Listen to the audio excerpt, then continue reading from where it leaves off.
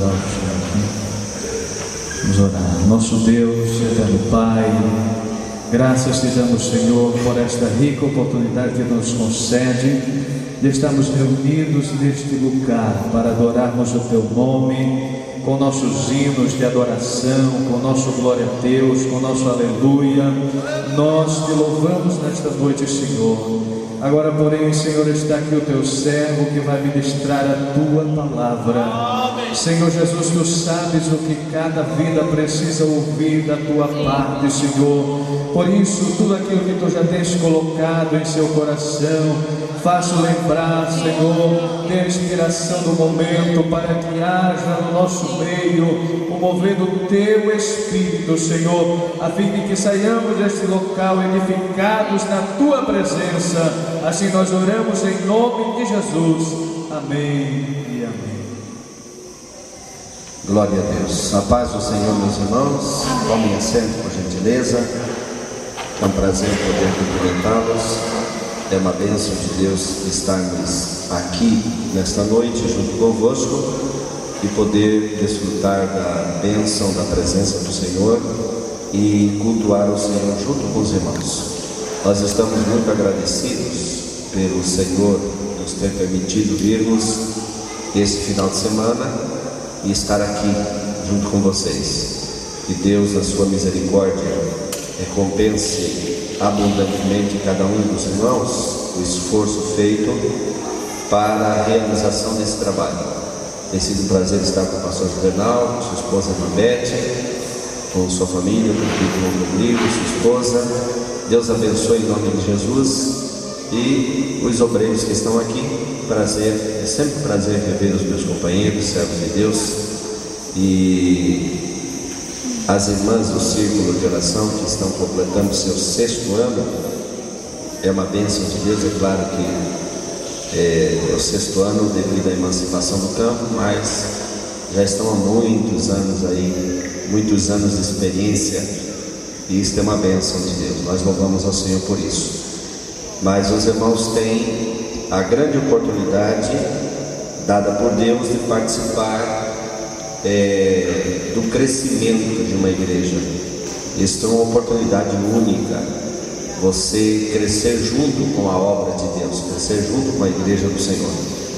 E nós desejamos que os irmãos cresçam, conquistem coisas grandes e maravilhosas.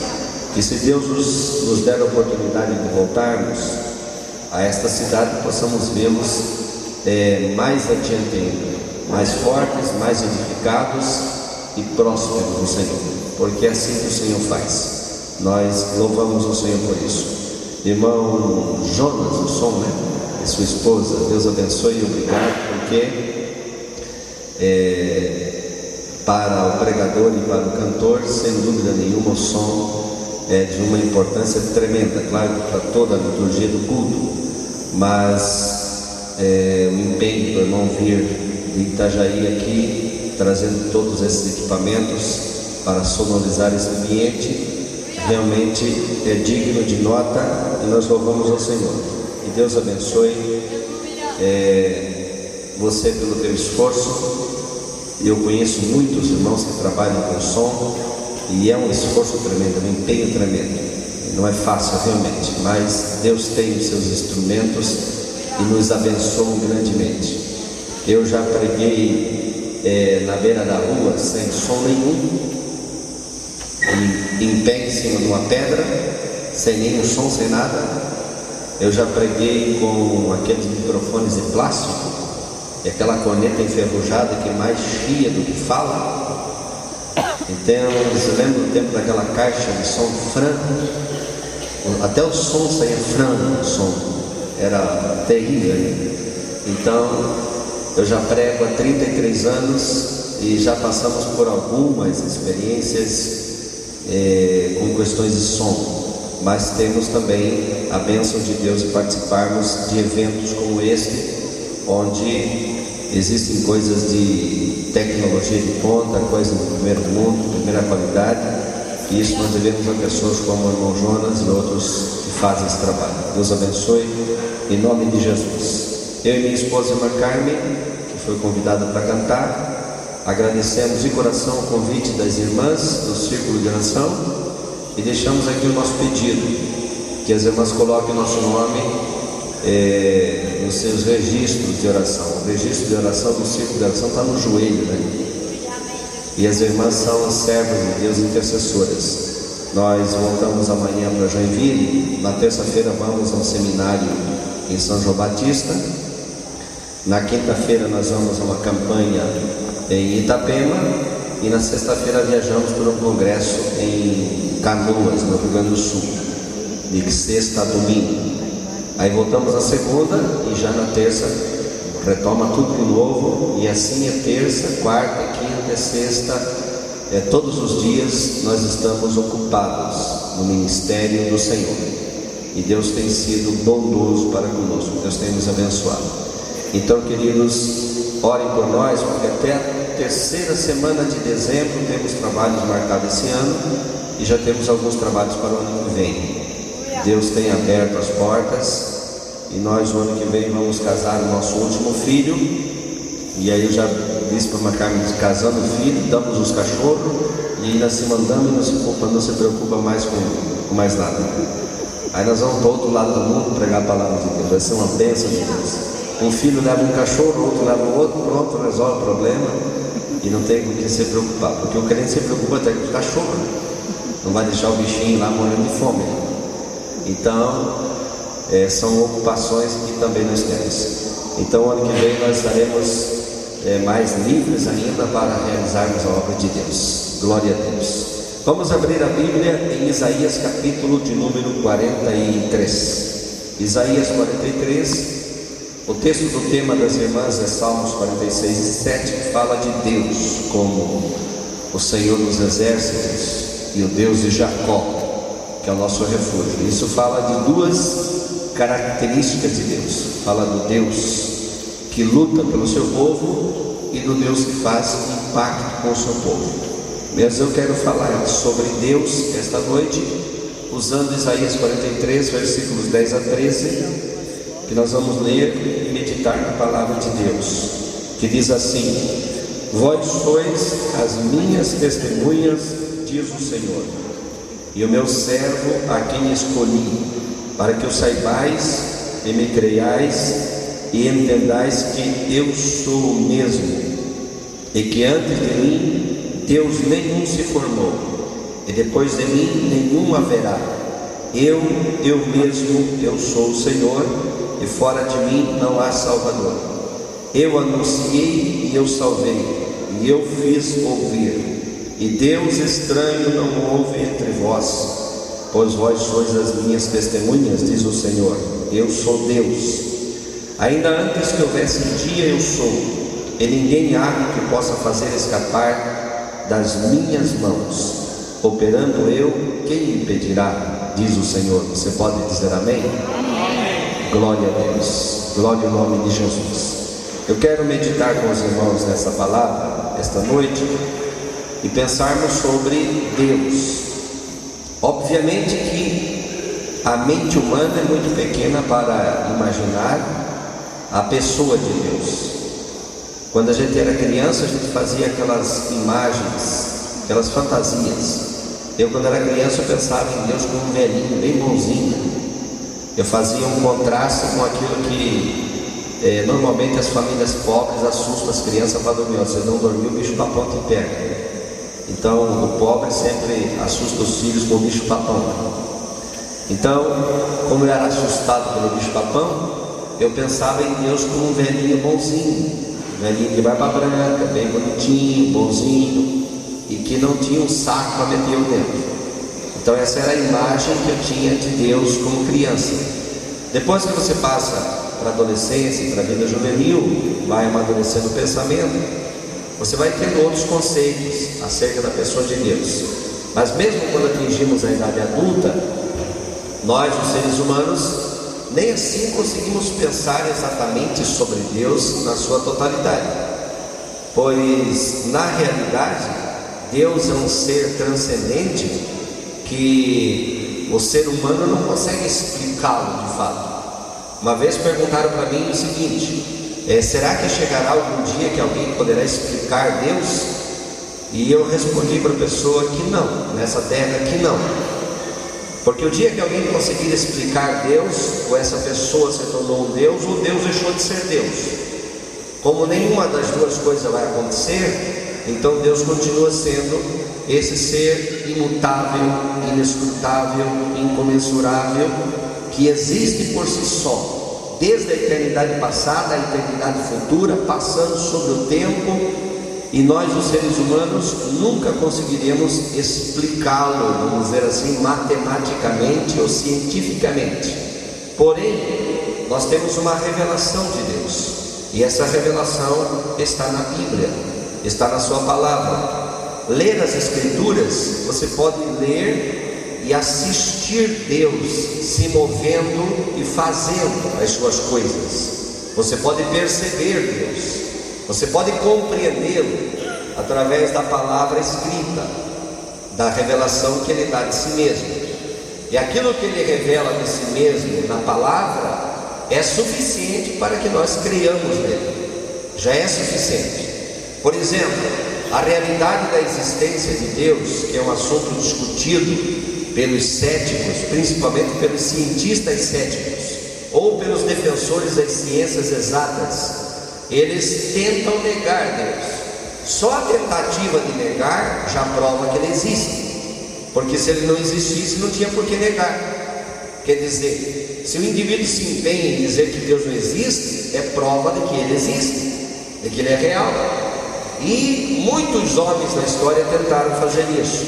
E por outro lado, o Senhor Jesus, numa alegria incontida, no capítulo 11 de Mateus, Ele se alegrou no Espírito Santo e disse: graças te dou, ó Pai, porque tu ocultaste estas coisas aos sábios e entendidos e as revelaste aos pequeninos. Quantos podem glorificar a Deus esta noite? Aí esta revelação de Deus, da qual Jesus mencionou na sua oração de ação de graças, é uma comunicação que Deus faz de si mesmo através da sua palavra, para que eu e você o conheçamos. Aí nós precisamos olhar para as Escrituras. É claro que este é um tema dos mais vastos das Escrituras. Em cada dispensação bíblica, ou cada período da Bíblia, que nós estamos vivendo o 6º período, ainda terá o 7º período, que será o milênio, a 7ª e última dispensação, chamada por Paulo em Efésios 1:10 de a dispensação da plenitude dos tempos, quer dizer, a complementação do tempo, o final do tempo. Então, nestas dispensações, Deus foi se dando a conhecer, Deus foi se revelando, Deus foi se mostrando ao homem, para que o homem pudesse entendê-lo. Mesmo assim, nós que temos hoje muito material, muita tecnologia, muito acesso à informação, muitos de nós temos estudos e formação teológica, nem assim nós conseguimos dizer além daquilo que conseguimos encontrar nas definições da própria Bíblia. Deus é um Espírito sem princípio e sem fim, que subsiste por si só, a quem pertence todos os atributos das perfeições eternas. Ora, irmão, esta expressão, esta linguagem, ela ultrapassa qualquer limite que você possa entender. O amor de Deus, que é uma das expressões dos seus atributos morais, Paulo disse, escrevendo aos Efésios no capítulo 3, a partir do verso 14, Paulo disse: eu oro por vocês, os crentes de Éfeso, eu oro. No capítulo 1, verso 18, ele disse: eu oro para que os olhos do entendimento se iluminem. No capítulo 3, a partir do verso 14, ele disse: eu oro para que vocês compreendam o amor de Deus, a sua altura, a sua profundidade, a sua largura e o seu comprimento, que excede a todo o entendimento. Não tem ninguém que consiga alcançar, excede, vai além de todo o entendimento. Só o amor de Deus, que é um atributo da sua pessoa, um atributo moral de Deus. Agora imagine você, Deus, porém no capítulo 3, verso 19 de Efésios, Paulo disse que orava para que os crentes recebessem a plenitude de Deus. E a palavra plenitude, no termo grego pleroma, significa a totalidade do ser. Veja você que o apóstolo Paulo está dizendo de que é possível você adquirir mais de Deus aqui nesta vida. No capítulo 5, verso 48 de Mateus, Jesus disse: sede perfeitos como é perfeito o vosso Pai que está no céu. Esse Deus que é perfeito e que é Pai que está nos céus é o Deus da Bíblia. E aí Jesus não está falando de um mito ou de um pensamento distante, está falando de um alvo a ser alcançado. Então, enquanto nós estamos aqui, nós prosseguimos num crescimento, na compreensão da pessoa de Deus. Porém, eu tenho uma notícia para você: durante toda a eternidade, você estará conhecendo esse Deus. Toda a eternidade será pequena demais para Ele se mostrar para você, mas Ele quer se revelar para você que está aqui essa noite, em nome de Jesus. Ele quer se mostrar, Ele quer se dar a entender, Ele quer que você olhe para Ele pela visão da Bíblia e pela fé e diga que você conhece Deus, que você entende Deus, porque você precisa receber de Deus. Capítulo de número 16 do Evangelho de Mateus, Jesus perguntou para os discípulos: quem dizem os homens ser o Filho do Homem? E daí então eles começaram a dizer: uns dizem que você é Elias, outros dizem que você é Jeremias, outros dizem que é Moisés, outros dizem que é um profeta. Ele disse: mas vocês, quem dizem que eu sou? O que vocês dizem de mim? E o Pedro se levantou: tu és o Messias, o Cristo, o Filho do Deus vivo. Sabe o que Jesus respondeu a Pedro? Jesus disse: bem-aventurado tu, Simão, filho de Barjonas, porque não foi a carne nem o sangue que te revelou, mas foi meu Pai que está no céu que te revelou isso. Foi o meu Pai que te revelou isso. Você adquiriu um conhecimento. Jesus estava dizendo para Simão Barjonas: Pedro, você adquiriu um conhecimento, você compreendeu. Capítulo 6 do Evangelho de João, depois de Jesus explicar o objetivo da multiplicação dos pães, dizendo: aquele que não comer da minha carne, não beber do meu sangue, não tem vida em si mesmo, e eu não o ressuscitarei no último dia. Mas o que comer a minha carne e beber o meu sangue tem vida em si mesmo, e eu o ressuscitarei no último dia. A multidão começou a dizer: esse discurso é muito duro, e começaram a se afastar, e foram indo embora, foram se distanciando. Ficou só os 12, e aí Jesus olha para eles e diz: vocês querem ir também? E aí quem se levanta? Pedro se levanta: para onde iremos nós, Senhor? Só tu tens a palavra da vida eterna. E por que Pedro disse isso? Porque esse texto é a sequência da experiência vivida, desde o capítulo 14 do Evangelho de Mateus até o capítulo 17, onde Jesus se revela e mostra também a sua glória. Pedro recebeu uma revelação do Pai. Deus quer te dar uma revelação, Deus quer se dar a conhecer, Deus quer fazer você entender de que Ele não é só real, mas Ele também interfere na vida e na história das pessoas. Irmão, irmã que está aqui nesta noite, você não passa simplesmente por essa existência, não. Você trilha o caminho que Deus desenhou para você. Para a vida do crente não tem coincidência. Ah, que coincidência aconteceu. Não tem coincidência. Para a vida do crente tem providência. Providência de Deus.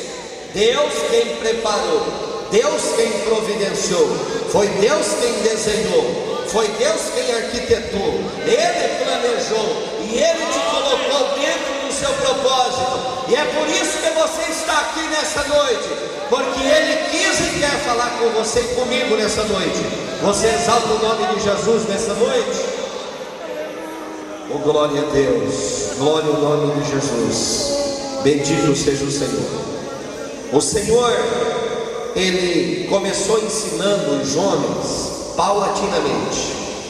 É como uma professora no ensino fundamental que começa ensinando um mais um, começa ensinando as vogais, o ABC, o ABCW, Começa ensinando de forma lenta. Deus começou ensinando o primeiro casal, Adão e Eva, dando-lhes um mandamento, um mandamento só. Vocês podem comer de todas as árvores do jardim, mas daquela que está no meio do jardim, da ciência do bem e do mal, dessa vocês não comem. Só um mandamento o Senhor ensinou, e eles transgrediram. O Senhor queria ensinar a eles o limite moral das coisas, dizendo: vocês são seres morais e foram criados como seres morais, têm limites, e vocês não podem passar o limite moral estabelecido pela verdade de Deus. E aí eles transgrediram, foram expulsos do jardim, que para alguns parece ser uma cena cruel de Deus, expulsá-los do jardim, porque na verdade era um ato de misericórdia, porque dentro do jardim tinha a árvore, o fruto da árvore da vida, que se eles tivessem comido o fruto da árvore da vida depois do pecado, estariam vivos até hoje. Imagine você que monstros não seriam Adão e Eva, vivos até hoje, 6.000 anos depois.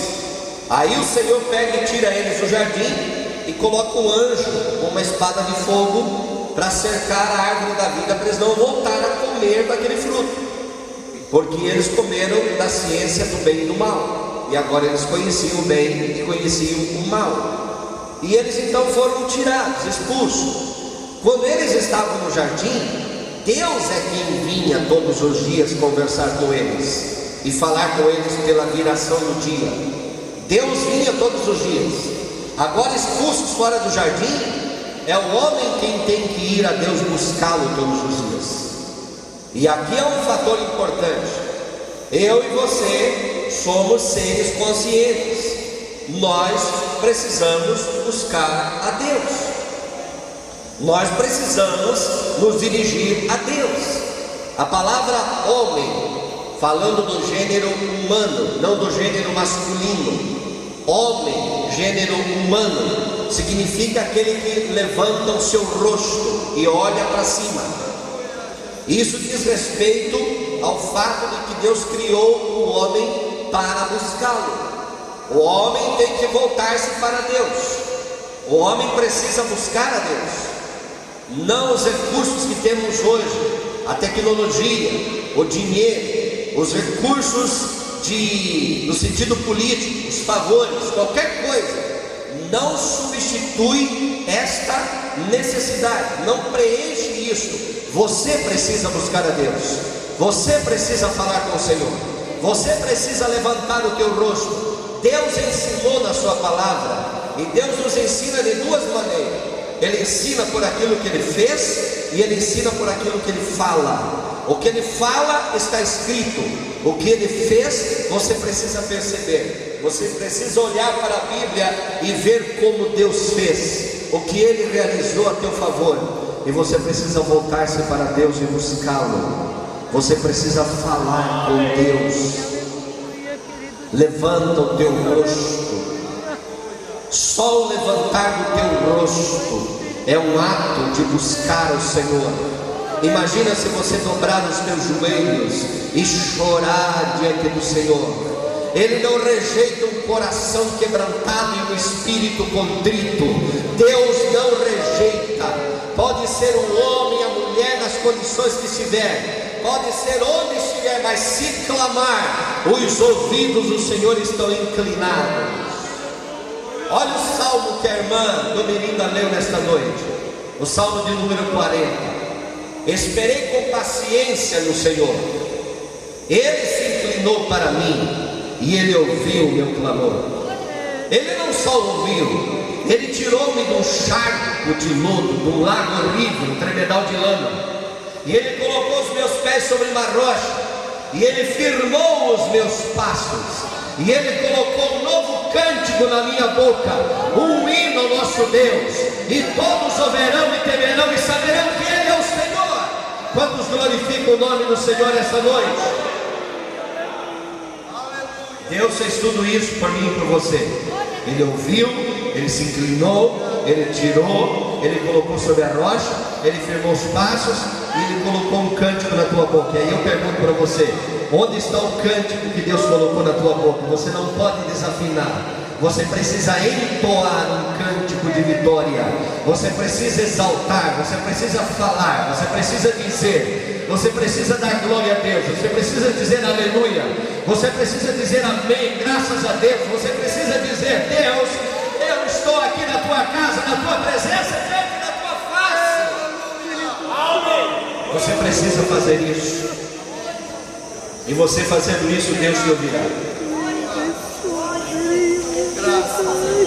Ele sempre ouvirá. Ele nos ensina pelo que ele diz e pelo que ele faz. O que ele diz está escrito. Aí eu e você precisamos ler o que ele diz. O que ele faz está anotado junto com o que está escrito naquilo que ele realiza, ainda que não discriminado, mas está anotado. Quando Adão e Eva pecaram, o que ele fez?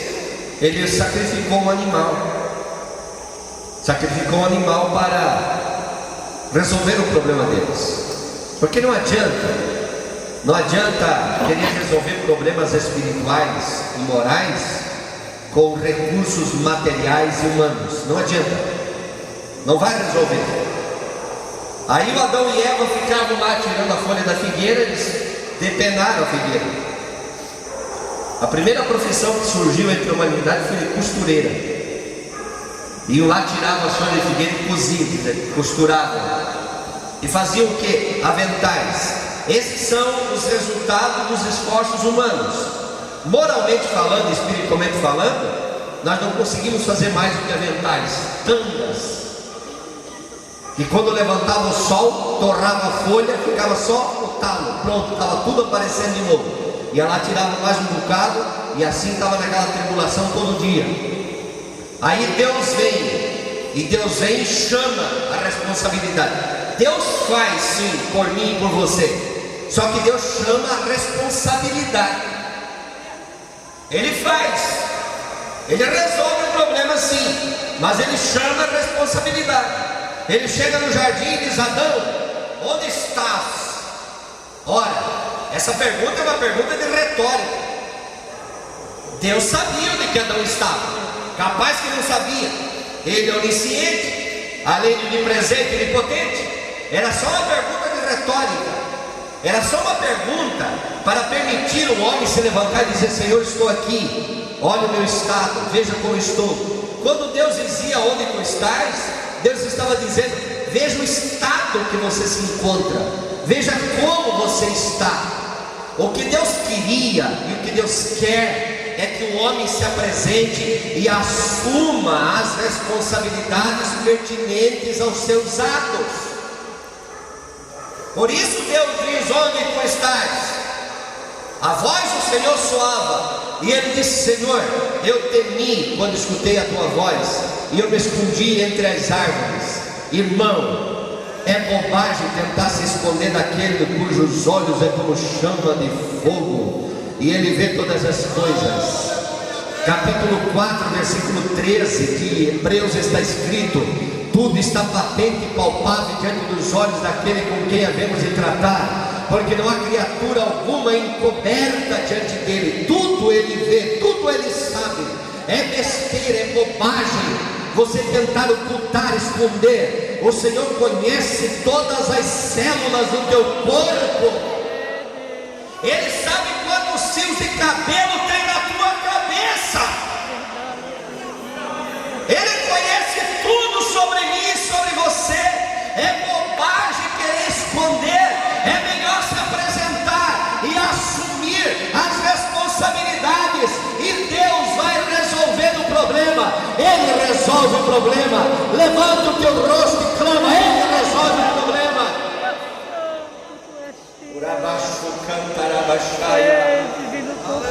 Ele é o Senhor Deus Todo-Poderoso. E aí o Senhor fez mais 3 perguntas. Comesse tu da árvore que quis para comer? E ele passa a responsabilidade. Isso é original, né? A mulher que tu me desse. Aí fala com a mulher: por que fizesse isso? A serpente me enganou. Vai passando de conta. Não, é melhor assumir logo, dizer: Senhor, sou eu sou. E aí o Senhor vem e sacrifica um animal. Alguns tentam dizer que é cordeiro, mas irmão, se era cordeiro, tinha que ser do tamanho de um boi, que era cordeiro. Porque Deus não fez tanga, Deus não faz tangas. Ele fez 2 túnicas. E túnica é uma vestimenta que cobre do ombro até o joelho. Do ombro ao joelho. A túnica. E esse é um tipo de túnica, que é a túnica curta, a túnica daquele que cuidava de gado no Antigo Testamento. Porque as túnicas longas eram as túnicas de gala. A túnica curta era até o joelho. Era o apacentador do gado. Deus fez 2 túnicas para Adão e Eva, que ia até o joelho, porque o Senhor tirou do jardim e mandou eles trabalhar na terra, por ser lavradores. Então fez 2 túnicas. Então Deus matou um animal grande para fazer 2 túnicas. Sacrificou um animal grande. Só que resolveu o problema. Deus resolve a situação. Deus não fica tirando paliativos, fazendo chazinho da folha da figueira. Não, Ele põe o sangue do cordeiro e resolve de uma vez por todas. E eu sinto pelo Espírito de Deus aqui essa noite, que Deus está falando conosco aqui nesse lugar. Ele quer e Ele pode resolver as 2 coisas. Capítulo 8 do Evangelho de Mateus, versículo de 1 a 3. Um leproso disse: Senhor, se quiseres, bem podes limpar-me. Quer dizer, eu sei que tu podes, mas eu não sei se tu queres. E Jesus disse: quero sim, eu posso e quero. E se inclina e toca no homem, e o homem é curado, é limpo. Deus pode e Deus quer. Você crê nisso nessa noite em nome de Jesus? Ele pode e Ele quer. Ele quer e Ele pode. E Ele vai fazer para a glória de Deus Pai. Ele vai fazer. Oh, glória a Deus, glória a Deus. Mas é necessário entendermos, na revelação divina que Ele dá de si mesmo, as coisas que Ele faz. O que Ele fez com Adão e Eva foi posteriormente compreendido por Abel. Por que você acha que o Abel foi devolver ou oferecer para Deus um cordeiro? Porque ele entendeu que Deus sacrificou um animal e ele queria de certa forma devolver para Deus. E agradou tanto ao Senhor que o Senhor se encantou com o sacrifício dele. Ele quis devolver, porque ele entendeu o que Deus fez. É bom o crente entender aquilo que Deus faz, porque quando ele fizer alguma coisa para Deus, ele sabe para quem está fazendo, e Deus vai receber em nome de Jesus. Vai receber para a glória de Deus. Deus recebe o teu louvor, Deus recebe a tua oração, Deus recebe os teus jejuns, os teus sacrifícios. Deus recebe você na sua presença para a glória do seu santo nome. Agora, Deus também tem, além da revelação que Ele dá de si mesmo em cada uma das dispensações, Deus tem maneiras de fazer as suas coisas. E as maneiras de Deus fazer as coisas, os métodos, às vezes são diferentes daqueles que nós imaginamos. Nós nunca vamos conseguir elaborar um plano para Deus. Por quê? Porque Ele já elaborou um plano para nós antes que o mundo existisse. Aí não tem como eu chegar para Deus com um esqueminha para Deus. Só Deus, olha, faça assim que vai dar certo. Irmão, isso é para lá de petulante. Isso é intolerável. Deus já pensou em mim antes que o mundo existisse. Antes que existisse qualquer coisa, Ele pensou em mim. E Ele planejou algo sobre a minha vida. E o que acontece agora, eu já disse em algumas vezes, e gosto de dizer isso que eu vou dizer: Deus não precisa fazer as coisas, Ele já fez. Ele só manifesta o que já fez. Já está feito, já está realizado. Ele é tão poderoso que Ele está antes do tempo, acima do tempo e depois do tempo. Tal é a sua majestade, tal é o seu poder, tal é a sua grandeza, que Ele é mais do que o próprio tempo.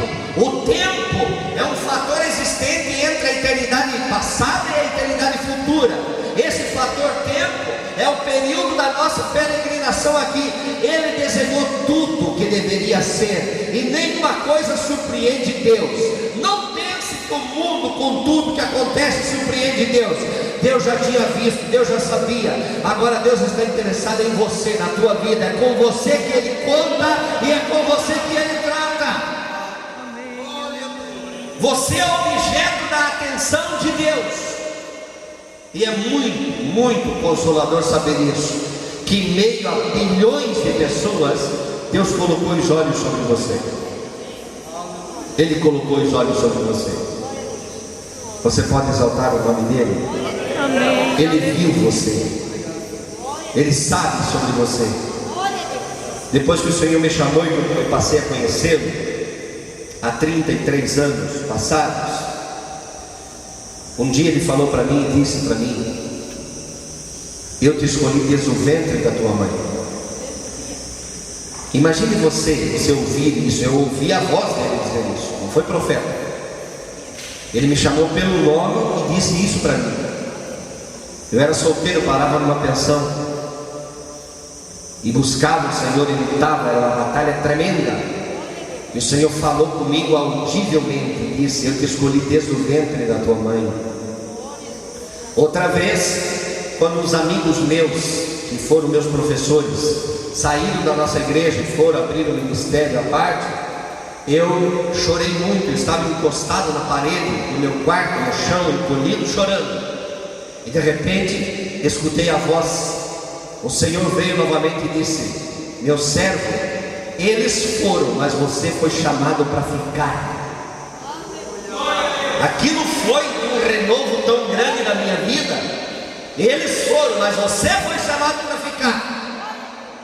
E aí eu comecei a entender o plano e o propósito de Deus para a minha vida. Porém, os métodos operacionais de Deus podem de repente ser antagônicos àquelas imaginações que você possa ter. Isaías capítulo 55, versículos 8 e 9, está escrito: os meus pensamentos não são os vossos pensamentos, e os meus caminhos não são os vossos caminhos. Porque assim como os céus são mais altos do que a terra, os meus pensamentos e caminhos são mais altos do que os vossos pensamentos e os vossos caminhos. A palavra caminho significa método, e pensamento significa conceituação, e significa também vontade. Isso diz respeito à forma de Deus interpretar as coisas. Irmão, aquilo que para você pode ser o fim, para Deus pode ser o começo. Você estaria dizendo: pronto, está tudo acabado, e Deus diria assim: está pronto o canteiro para plantar a semente. Você diria assim: acabou, não tem mais nada que fazer, e Deus disse assim: agora vamos fazer uma coisa nova. Irmão, Deus é diferente. Ele é totalmente diferente do que você possa imaginar. Ele não tem limites, o seu poder não tem limites, a sua grandeza não tem limites. O Jonas disse: eu vou fugir, eu não vou pregar para ninguém coisa nenhuma. Aquela gente infeliz e ruim que mata os profetas e tira o couro dos profetas, estaqueia na porta da cidade e escreve um nome ainda: esse aqui é o profeta tal do Deus tanto. Não vou, são meus inimigos, eu quero que morram. Eu vou para Tarsis, vou pegar um navio e me mandar. E aí quando ele entra no navio, começa a viajar, ganha tempestade. E depois de esgotado todos os recursos para saber, porque o mundo antigo entendia assim: quando havia peste, incêndio, terremoto, seca, fome, tempestade, maremoto, algum Deus estava irado. Era assim que eles entendiam. Alguma divindade estava irada e precisava ser propiciada, acalmada a sua ira. E os marujos do navio, que adoravam deuses, eles fizeram todo tipo de oração e todo tipo de esforço, e foram jogando tudo dentro do navio. Depois que esgotaram todos os recursos, olha, não tem mais, vamos chamar aquele homem que está no fundo do navio. Chegaram lá, estavam dormindo, levantaram o dormente, levaram ele para cima, lá em cima, no meio da ventania. Olha, já fizemos de tudo, todos os deuses que nós conhecemos, nós já falamos com eles e oferecemos alguma coisa, e cada vez fica pior. Agora a única coisa que não está definida aqui é quem é você, da onde vem e o que é a tua ocupação. E ele disse: eu sou judeu, sou profeta e sirvo ao Deus vivo. serve o Deus vivo. E por que você está aqui? Eu estou fugindo da face do meu Deus. E quem é esse teu Deus? O Deus que fez o céu e a terra. Quando ele disse assim, o marujo botou a mão na cabeça: mas tu é muito burro demais, rapaz. De onde que você vai fugir de um Deus que fez o céu e a terra? Aonde que tu vai te meter para escapar de um Deus desse tamanho? Como que tu vai conseguir fugir? Esse é o Deus que eu sirvo, fez a terra, o céu, o mar. Não, mas você é muito mesmo ruim. Irmão, o marujo deu-lhe uma escova no Jonas. Deu-lhe uma escovada no Jonas tão grande, que depois, mais na frente, depois que o Jonas escapa da morte, volta, e os marujos se converteram. Imagina você depois, uns 2 anos depois, o Jonas entrando no templo, e o marujo entrando: oi, irmão Jonas. Ai, que cena terrível. O Jonas queria ouvir a jumenta falar e não queria ver o marujo falando. O irmão Jonas, como vai? Escapou aí, por um fio, mas escapou. Esse Deus é tão poderoso, os seus recursos são sem limites, que eles jogaram o Jonas no mar, e um bicho veio e engoliu ele, que não era uma baleia, mas era um grande peixe. O termo grego identifica um animal da linha dos tubarões, da linha dos cárcharos, que tem uma boca de 1,5 metro circular e uma garganta enorme, um tubo enorme. Ele abriu a boca e Jonas deslizou pelo tubo adentro e caiu dentro de uma piscina, que era o bucho do peixe, e ele ficou boiando e se lameando naquela meleca daquele líquido gástrico do estômago do peixe, rolando para lá e vira para cá, e vai, vira e vai. E o peixe obedeceu ao Senhor. Irmão, se nós não atentarmos para ouvir o que o Espírito diz às igrejas, o que o Senhor fala, nós precisamos ler porções como essa e escutar o peixe obedecer a Deus. O peixe, Deus disse: peixe, faça o caminho de volta e vai na direção, no mar mais próximo possível de Nínive, e joga esse camarada na praia. E o peixe vira e vai embora. E chega lá, vai na corrida que ele vai, ele abre a boca assim, e ele regurgita o Jonas, e o Jonas voa para fora e cai na praia. Quando ele cai na praia, ele escuta uma voz que diz assim: vai e prega a mensagem que eu te disse. O Jonas olha para trás, o peixe ainda está lá. Depois daquela, o Jonas podia pensar: bem, se eu não for, o peixe é capaz de sair correndo atrás de mim na terra seca. Depois dessa, já aconteceu de tudo. É capaz de se arrancar de lá, correr atrás de mim na terra seca, me pegar de novo e me levar de novo. Ele foi, chegou em Nínive. Deus é tão poderoso, Ele usa as coisas. Você pensa que essa fuga de Jonas foi uma surpresa para Deus? Não.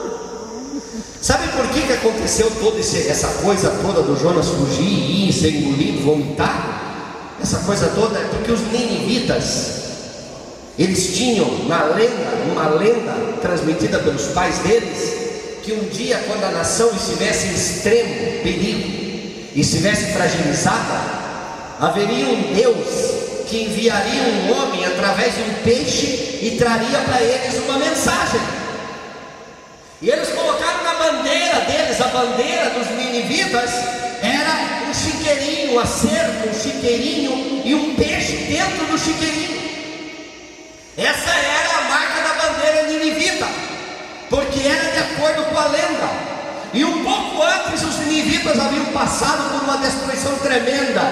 Rompeu-se o dique do rio Tigre acima de Nínive e derrubou 25 quilômetros de muro da cidade, e invadiu a cidade de lama. Os templos das divindades que eles adoravam se encheu de lama podre. Eles estavam quebrados, mas eles mataram os profetas. Agora o Jonas chega e para na porta da cidade e grita para o sentinela que está na torre: abre a porta. E o sentinela pergunta: e você quem é? Eu sou o profeta do Deus Altíssimo. Eu sou hebreu, eu venho de Judá, da região de Gatiéfer. E eles disseram assim: como tu veio e chegou até aqui? Ele disse: um peixe me trouxe, se tu quer saber. Eles não se acreditaram: não pode ser. O sentinela desceu correndo e já tocou a buzina, ele reuniu o exército, ele reuniu o povo. E chegaram perto dele, estava fedendo a peixe nele, estava aqui no asco, dizendo: não é possível, que é verdade mesmo. Ele estava molhado ainda com aquele líquido gástrico do estômago do peixe. Ele fedia a peixe, estava no cabelo, estava na roupa dele. E eles disseram: mas como tu veio aqui? Um peixe me engoliu e me trouxe até aqui. Eles olharam para a bandeira: é o homem que o Deus haveria de enviar. Entra e o rei recebe. Eles podem pregar, prega à vontade, prega. Todo mundo vai se converter, todo mundo vai jejuar, vai orar e vai servir esse Deus que você trouxe para nós aqui. Sabe qual foi o resultado da pregação de Jonas? Nínive, que deveria ser destruída 40 dias depois, ela viveu 250 anos mais. Você pode dar glória a Deus nesta noite? Deus tem métodos e recursos que são inesgotáveis. Eu vou terminar por aqui dizendo para você: você não consegue estressar Deus. Não consegue. Você não consegue estressar Ele.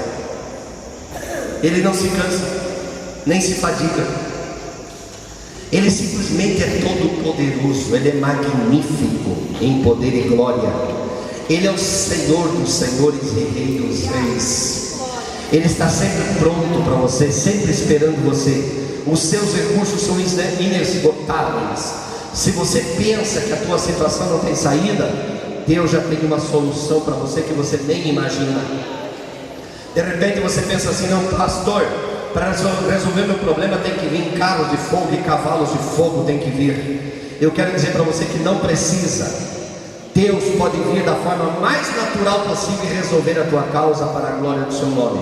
Você pode exaltar o nome de Jesus?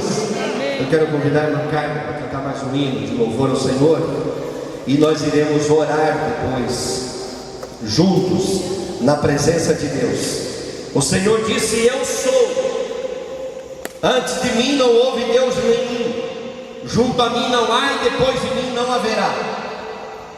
Ele é o único Deus, o Todo-Poderoso acima de todas as coisas. Operando eu, quem impedirá, diz o Senhor. Irmão, ninguém impede a operação divina. Ninguém impede Deus fazer o que Ele quiser fazer. Ah, pastor, mas a circunstância parece que não se encaixa. Irmão, para Deus, Deus faz encaixar tudo. E tudo que for necessário, Deus encaixa e põe no lugar e realiza e faz a sua obra. Ele realiza todas as coisas, Ele opera todas as coisas. E você precisa crer nisso. Você precisa saber que Deus não tem limites o seu poder, não tem limites a sua glória, não tem limites os seus recursos. Seja lá o que for, os teus pensamentos são diferentes dos deles, os deles são diferentes dos teus. Aceita os deles esta noite. Aceita os pensamentos de Deus. Aceita a maneira que Deus olha, a maneira que Deus vê, a maneira que Deus faz. E deixa Deus operar para a glória do seu nome. Irmã Carmen, cante em nome de Jesus. Glória a Deus. Aleluia. Número 12. Amém.